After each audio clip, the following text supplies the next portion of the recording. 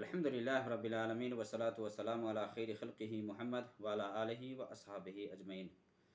मुअज़्ज़ज़ सामीईन व नाज़रीन, एक वॉइस है, एक ऑडियो है जो कल से मेरे पास कि एक दफ़ा आ गया कि क्या ये सही है। इसमें जो मैसेज है, चूँकि मैं जवाब इसका दिया कि इसमें जो बताया जा रहा है ये इनका खुद साख्ता है, बनाया हुआ है, लेकिन सोचा कि इसके बारे में वीडियो बनाएं क्योंकि ये आज फिर से आया है। ऊपर लिखा हुआ है, ख़ास आज के दिन रमज़ानुल मुबारक के तीसरा जुमा का मुफ्ती तकी उस्मानी साहब का बताया हुआ ख़ास वजीफ़ा सब लाजमी सुने और सब को बर वक्त आगाह करें कि कोई महरूम न रहें। ये ऑडियो आप भी सुन लें पहले, ताकि आपको हकीकत का इल्म हो सके।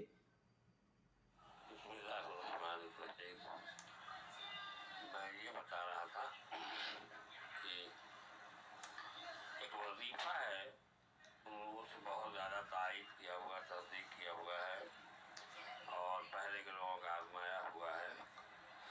वो ये है, वैसे तो किसी भी मौके पर किसी भी वक्त में पढ़ा जा सकता है, लेकिन इसकी सबसे बड़ी फजीलत जो है वो रमज़ान में तीसरे जुमा की है।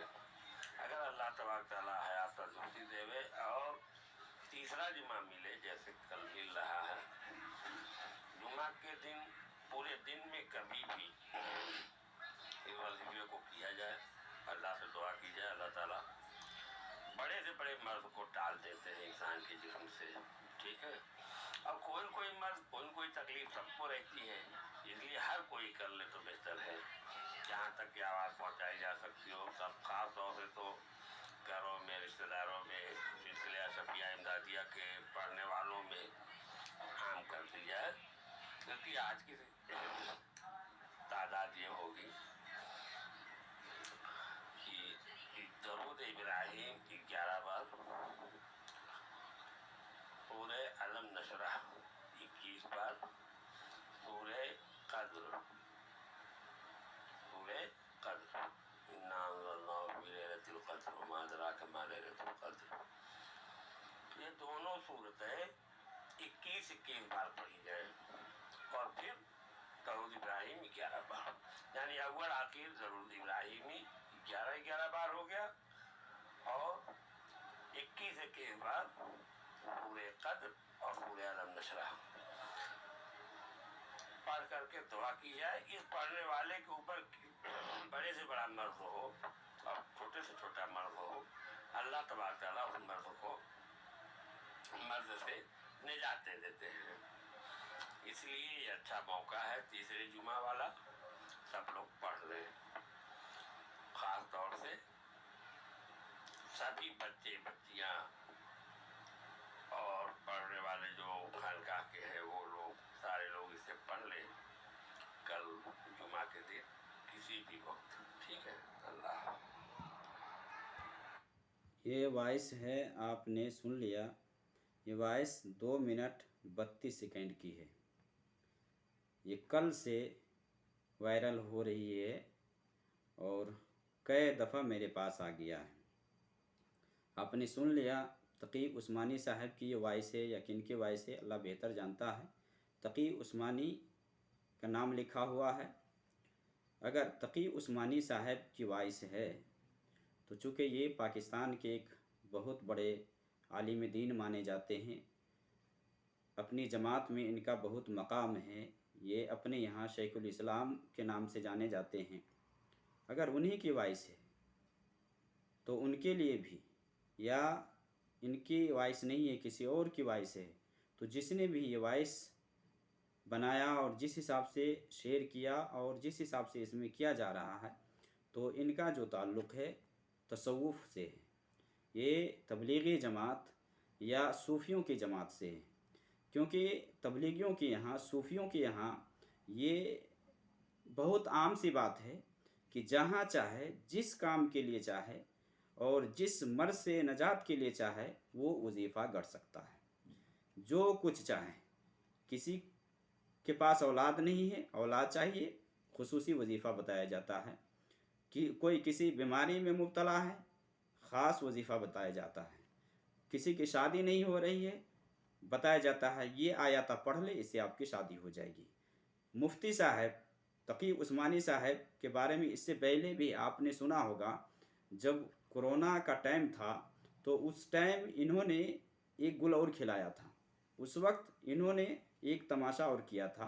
वो तमाशा क्या था कि किसी के हवाले से इसने ये बताया कि मेरे पास किसी तबलीगी ने फ़ोन किया या किसी ने बतलाया कि रसूलुल्लाह सल्लल्लाहु अलैहि वसल्लम से उनकी मुलाकात हुई या रसूलुल्लाह सल्लल्लाहु अलैहि वसल्लम की ज़ियारत हुई, और फिर रसूलुल्लाह सल्लल्लाहु अलैहि वसल्लम ने उससे फरमाया कि इस मर से अगर तुम बचना चाहते हो तो सूरह फातिहा 3 मरतबा पढ़ लो, सूरह इखलास 3 मरतबा पढ़ो, और फिर 113 मरतबा या कुछ हस्बुनल्लाहु व निअमल वकील, इस तरह की एक वॉइस उस वक्त भी इनकी वायरल हुई थी और लोगों में बहुत इसका चर्चा हुआ था।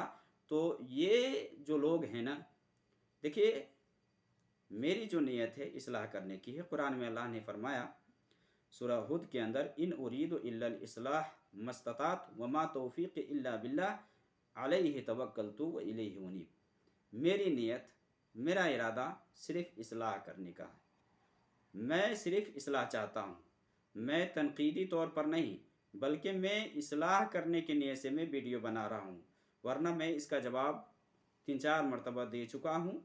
ये जो तरीक़ा है ये सूफ़ियों का बनाया हुआ है, क्योंकि सूफ़ियों के यहाँ आज़ादी है, जो चाहे, और ख़ास करके कोई ऐसा आलिम या ऐसा पोप या पादरी जिनका कोई मकाम है, उनको तो इख्तियार है। वो अगर कोई बोल दे, कुछ बयान कर दे, तो आवाम के अंदर तो ये सकत ही नहीं है कि उसके ऊपर उंगली उठाए। सकत नहीं है, ताकत नहीं है कि कोई उसके खिलाफ बोल दे, चाहे जाए कि वो गलत बोले। लेकिन हमारे यहाँ ऐसा नहीं होता। बड़ा से बड़ा आलिम, बड़ा से बड़ा दुक्तोर, कोई भी अगर गलती हो तो उसकी इस्लाह कोई भी कर सकता है। तो इस्लाह की नीयत से मैं ये बात अर्ज़ कर रहा हूँ कि मुफ्ती साहब ने जो कुछ भी बयान किया है तीसरे जुमा के दिन, ख़ास तौर से वजीफ़ा इन्होंने जो गढ़ा है ये खुद साख्ता है, ये बनाया हुआ है। नबी सल्लल्लाहु अलैहि वसल्लम की ऐसी कोई हदीस, कोई दलील नहीं है, क्योंकि साहब बता रहे हैं, हज़रत ये फरमा रहे हैं कि ये आजमाया हुआ है, बुज़ुर्गों का आजमाया हुआ है। और इनके यहाँ यानी जैसे कि इन्होंने नाम भी गिनाया कि इमदादिया और अशरफिया और ख़ानकाहों के जो मानने वाले हैं वो लोग खुसूसी तौर से इसको करें। तो ये साहब, ये हज़रत बयान कर रहे हैं कि आप रमज़ान के तीसरे जुमा, जो कि आज ये जुमा का दिन था, आज ही पढ़ना था, ये आज ही पढ़ना था कि आपके पास अगर कोई बड़ा से बड़ा मर्ज़ है या कोई बड़ी से बड़ी बीमारी है, उससे अगर आप बचना चाहते हैं, या छोटे से छोटा मर्ज़ है उससे अगर आप बचना चाहते हैं, तो आप 11 मरतबा दुरूद इब्राहिम पढ़े पहले, उसके बाद 21 मरतबा सूरह अलम नशरह, और उसके बाद 21 मरतबा सूरतुल क़द्र इन्ना अंज़लनाहु फ़ी लैलतिल क़द्र पढ़ करके फिर लास्ट में दुरूद इब्राहिमी 11 मरतबा पढ़े। यानी शुरू में 11 मरतबा और फिर लास्ट में 11 मरतबा दुरूद इब्राहिमी पढ़े, और बीच में अलम नशरह लका, और इसी तरह से सूरतुल क़द्र इन्ना अंज़लना 21 मरतबा करके ये पढ़ें। इससे बीमारी से छुटकारा मिल जाएगी। मेरे भाई, क्या यही दीन है? क्या नबी सल्लल्लाहु अलैहि वसल्लम को इसके बारे में पता नहीं था कि रमज़ानुल मुबारक के तीसरे जुमा की यही फजीलत है? इसमें ख़ास कर वजीफ़ा कोई होता तो अल्लाह के नबी सल्लल्लाहु अलैहि वसल्लम इसकी तालीम नहीं देते? क्या सहाबा ने ऐसा कोई कुछ अपनी तरफ से गढ़ा? और अपनी तरफ से गढ़ करके कोई तरीक़ा बतलाना, ये बहुत बदबख्ती है, ये बिदअत है। इस्लाम में ये जो तरीक़ा बताया गया है ये बिदअत माना जाता है, और इबादत के तौर पर आदमी कोई अमल करता है उसके लिए प्रूफ और सबूत चाहिए। तो तीसरे जुमा रमज़ानुल मुबारक के महीना में, और इसके बारे में जो ये वजीफ़ा गढ़ा गया है वो भी रमज़ान, जो कि बाबरकत महीना है, मुबारक महीना है, इस महीना में झूठ बोल करके लोगों में फैलाया जा रहा है कि आप ये कर लेंगे तो आप کو اگر بڑی سے بڑی بیماری لگی ہے تو آپ اس بیماری سے بچ جائیں گے، یا بڑا سے بڑا مرض اگر آپ کو لاحق ہے تو آپ اس سے بچ جائیں گے۔ یہ نصیحت کی جا رہی ہے میرے بھائی، یہ سب فراڈ ہے، یہ سب دھوکہ ہے، امت کو گمراہ کیا جا رہا ہے، امت کو دین سے دور کیا جا رہا ہے، بجائے اس کے کہ امت کو صحیح دین بتلائے، صحیح طریقہ بتلائے، اسلام نے جو راستہ دیا ہے اس راستے کی طرف لائیں۔ لوگ خود ساختہ طریقہ بنا کر کے کہتے ہیں کہ آپ یہ عمل کر لیں گے تو آپ اس پریشانی سے نکل جائیں گے، آپ یہ عمل کر لیں گے تو آپ اس پریشانی سے نکل جائیں گے۔ یہ سب خرافات ہے، یہ سب بدبختی ہے۔ آپ ایسے عالموں کے پاس یا ایسے عالموں کی باتوں پر اعتماد نہ کریں جب تک کہ آپ کے پاس دلیل نہ آ جائے، آپ کے پاس پروف نہ آ جائے۔ اسلام میں جو عمل کرنے کو آیا ہے وہ عمل آپ کریں۔ ہاں، دعا کریں آپ، مرض ہے، بعض مرض کے بارے میں اللہ کے نبی صلی اللہ علیہ وسلم کی خصوصی دعا وارد ہے، آپ ان دعاؤں کا اہتمام کریں، صبح شام کے جو اذکار ہے وہ آپ پڑھنے کا اہتمام کریں۔ کوئی بھی پریشانی ہے، کوئی بھی مصیبت ہے، اللہ رب العالمین سے آپ دعا کریں، اللہ نجات دینے والا ہے۔ لیکن یہ لوگوں میں پھیلانا کہ آپ فلاں جمعہ کے دن یا فلاں دن یہ وظیفہ کر لیں، یہ وظیفہ آزمایا ہوا ہے، یہ مجرب ہے، اس طرح کے بہت سارے فرادی آپ کو ملیں گے، بہت سارے فرادی ملیں گے آپ کو۔ اور اونچی اونچی پگڑی والے جو اپنے آپ کو بڑے عالم کہلاتے ہیں، وہ لوگ اس طرح سے وظیفہ بتلا کر کے لوگوں میں پھیلاتے ہیں کہ آپ یہ کر لیں، آپ اس طرح کریں گے تو آپ کے ساتھ یہ معاملہ ہوگا، نہیں کریں گے تو ایسا ہوگا۔ یہ سب چور اچکے کا کام ہے، یہ چور اچکے جو معاشرے کے اندر جو اپنی جماعت میں اپنے مقام کو اونچا رکھنا چاہتے ہیں وہی اس طرح کی باتیں گڑھتے ہیں تاکہ لوگوں کی طرف سے ان کی تعریف ہو، لوگ ان کی شیدائی بنے، لوگ ان کی تعریف کرے، جبکہ اسلام میں ایسا نہیں ہے۔ اگر کوئی بڑا سے بڑا آدمی بھی جھوٹ بولتا ہے تو اس پر نکیر کیا جا سکتا ہے، اس سے بتلایا جا سکتا ہے۔ تو اگر تقی عثمانی صاحب کی وائس ہے تو اس کے لیے میں کہوں گا کہ آپ اپنے حلقہ میں اتنا مقام رکھتے ہیں، آپ کا جو رتبہ ہے، آپ کے پاس جو علم ہے، آپ اس علم کو صحیح کام میں استعمال کریں۔ آپ غلط چیزوں کو لوگوں میں مت پھیلائیں، من گھڑت باتوں کو آپ لوگوں میں مت عام کریں۔ آپ قرآن و حدیث سے جو چیز ثابت ہے اس کو آپ پھیلائیں، اللہ کے یہاں پوچھے جائیں گے۔ اور جھوٹ موٹ کی بات پھیلا کر کے نبی صلی اللہ علیہ وسلم کے بارے میں خواب بیان کیا جاتا ہے کہ فلاں نے ایسا کیا ہے، ویسا کیا ہے، اور یہ سب اصل میں جو یہ خواب دیکھنے کی جو بات آتی ہے، جیسا کہ کرونا کے ٹائم میں آیا تھا، تو یہ اصل میں یہ صوفی لوگوں کو ہی نبی صلی اللہ علیہ وسلم دکھائی دیتے ہیں، اور صوفیوں سے ہی نبی صلی اللہ علیہ وسلم آ کر کے ہاتھ ملاتے ہیں اور انہیں وہی کرتے ہیں، وہی کرتے ہیں، رسول کی طرف سے وہی آتی ہے ان کے پاس، اور کہتے ہیں کہ یہ عمل کر لو تو اس پریشانی سے تم بچ جاؤ گے، وہ عمل کر لو گے تو اس مصیبت سے تم نجات پا جاؤ گے۔